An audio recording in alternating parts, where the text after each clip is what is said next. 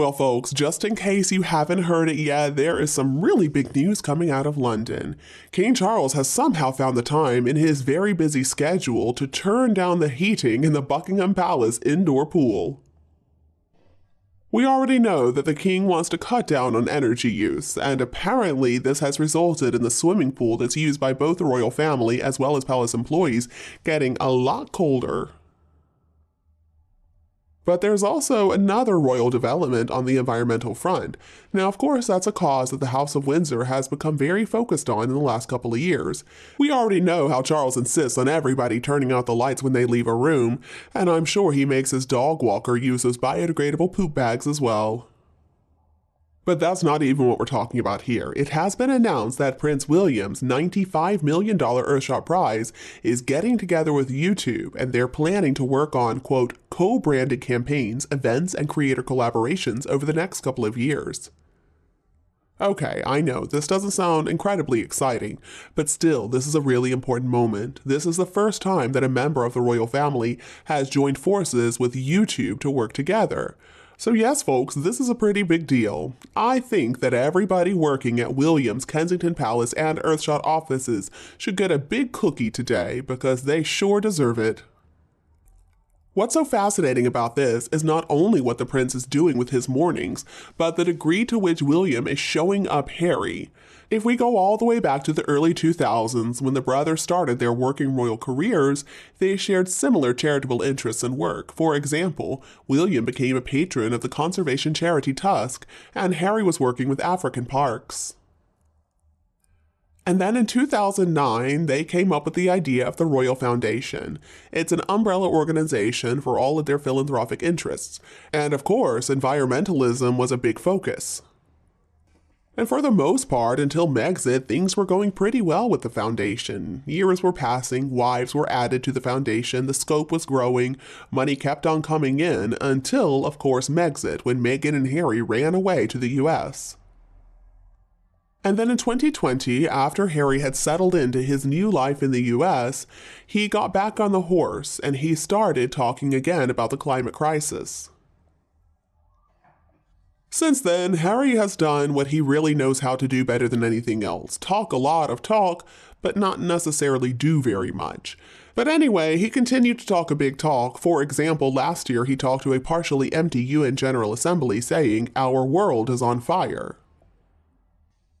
Well, okay, there's nothing wrong with that, but what has become clear is that while Harry was living it up in California, William was back in London working very hard with some very clever people and the support of more billionaires than you can imagine working on the Earthshot Prize. And if you're saying to yourself, what billionaires? Oh, we'll just listen to some of the founding funders of the prize. They include Jeff Bezos, the former New York major presidential hopeful Michael Bloomberg, Family Foundation of Microsoft co-founder Paul G. Allen, and the foundation set up by Rob Walton, the son of the founder of Walmart. Now, his personal worth is more than $90 billion. And so far, the Earthshot Prize has certainly attracted a lot of attention, as well as some serious international names, including Jacinda Ardern and the former UN climate head Cristina Figueres, who played a leading role in the Paris Agreement. This whole endeavor has only gotten stronger since then. Almost $20 million has already been given out in 2 years, and this year's awards are set to be ramped up from an awards night to a whole week's worth of events in Singapore. One of the winners of an Earthshot Prize was Sebastian Groh from SoulShare. SoulShare is the world's first peer-to-peer energy exchange network, and recently he told The Telegraph, "Suddenly Bill Gates will walk by your product and say, 'That's interesting.' I was very surprised by the pull of the royal family, especially in the US. So essentially, while Harry has been very busy yelling fire, William has actually been getting out the hose."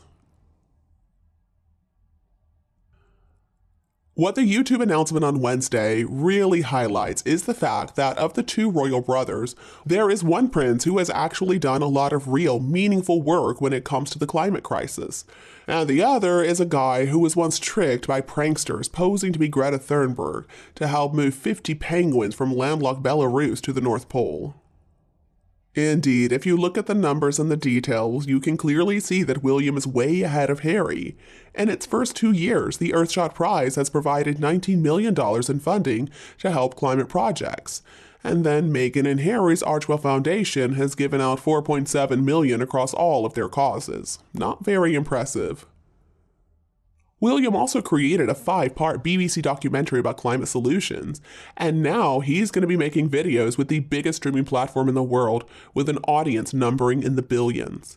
Harry, on the other hand, well, he helped launch a platform for climate change content, and he was mostly made fun of for this line: "What if every one of us was a raindrop?" So far, the work and the solutions being done by Earthshot finalists has directly benefited 1.5 million people.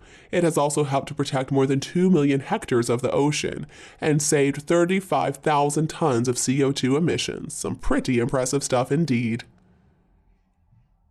On the other hand, the only references to climate in Meghan and Harry's Archwell Foundation's impact report are donations made to Save the Children and UNICEF in response to catastrophic flooding in Nigeria, and then also their ongoing support of World Central Kitchen, whose work includes efforts at the front lines of climate disasters. Now, Earthshot could have been an empty PR exercise like so many out there, but instead it has turned out to be a really amazing success. And Harry's sustainable travel initiative, Travelist, was launched in 2019, but to this day, I still do not understand what it's even trying to do. When Travelist ended its pilot phase and announced a new board, it didn't even make news. And perhaps a part of the reason is due to the fact that William's only got one job, future king. And as a result, he has access to some very powerful people, he has a lot of time, and he has the support to really try and change the world for the better. Harry, on the other hand, has a mortgage to pay, and he's got those deals with corporate giants like Netflix and Spotify and Penguin Random House, also the Wall Street outfit Ethic, and the tech company BetterUp. He's got to keep them happy. So could it be that Harold is trying to juggle just a few too many balls right now? And you know what? Maybe this partnership between William and YouTube could lead to more official royal partnerships. Just imagine it. Princess Anne could teach us all about how to take care of horses, Camilla could teach us how to make a good cocktail, and Catherine could teach us how to wear a Zara blazer and look amazing. It looks like a new day may be upon us, the day that the streaming world and the royals partner up. But you know what? I've got to admit, it must have been nice that Queen Victoria never had to worry about people hitting the like and subscribe button, did she?